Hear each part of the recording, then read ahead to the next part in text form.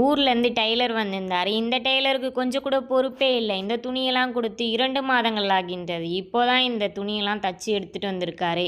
இந்த நைட்டியை பார்த்தீங்கன்னா alter பண்ணுறதுக்காகவும் zip தைக்கிறதுக்காகவும் கொடுத்துருந்தேன். அடுத்து இந்த ஜட்டி தம்பிக்காக வாங்கியிருந்தோம். மதுரைக்கு போனப்போ 7 ஜட்டி 100 ரூபான்னு விற்றாங்க. சும்மா ரஃப்யூஸ்க்கு போட்டு அடிப்போமே அப்படின்னு சொல்லிட்டு வாங்கிட்டு வந்திருந்தேன். அது சும்மா தையல் அடிக்கிறதுக்காக கொடுத்துருந்தேன். அடுத்து இந்த கேரளா சாரி பார்த்தீங்கன்னா ஐயப்பன் கோயிலுக்கு போனப்போ வாங்கிட்டு வந்தது. அதனுடைய ப்ளவுஸும் தைக்கிறதுக்காக கொடுத்துருந்தேன். எடுத்துகிட்டு வந்துட்டார். அப்புறம் பால் வாங்கிட்டு வந்திருந்தாங்க. இன்றைக்கி காலையில் பால்காரங்க வரவே இல்லை. அதனால் கொஞ்சமாக பால் வாங்கிட்டு வர சொன்னால் வாங்கிட்டு வந்திருந்தாங்க. அடுத்தது முருங்கைக்கீரை, அப்புறம் வல்லாரைக்கீரை, கொஞ்சமாக இது பிரண்டை எடுத்துகிட்டு வந்திருந்தாங்க.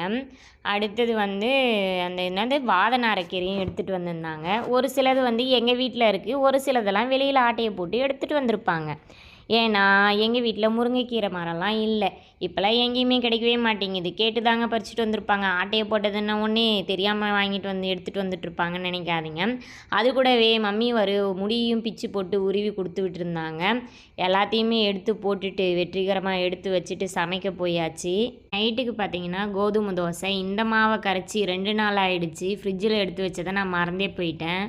இந்த தோசையை நடுவில் மாவு ஊற்றிட்டு தேய்க்கலாம் முடியாது. அப்படியே எடுத்து பரப்பரன்னு நம்ம மட்டும் அள்ளி தெறிக்க வேண்டியது தான். பாருங்கள் எவ்வளோ அழகாக வந்துருச்சு. அப்படியே எடுத்து புதினா சட்னி தான் அரைச்சிருந்தேனே, அப்படியே வச்சு சாப்பிட்டோம்னா அவ்வளோ ஒரு அட்டகாசமாக இருக்கும்.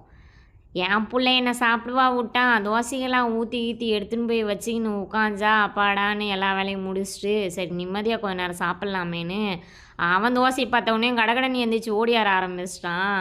ஒன்றும் பண்ண முடியல. எங்கேருந்து சாப்பிட முடிஞ்சுது. அவனுக்கு அப்புறமா கொஞ்சம் கொஞ்சமாக சைடில் பிச்சு கொடுத்துட்டு நானும் உட்காந்து சாப்பிட ஆரம்பிச்சிட்டேன். அவனுக்கு அந்த தோசையை பார்த்த உடனே ஆனந்தம் இருக்குது. அப்படி ஒரு ஆனந்தம். அவனால் தாங்கவே முடியல. கெக்க கெக்க கெக்க கெக்கன்னு சிரிக்க ஆரம்பிச்சிட்டான்.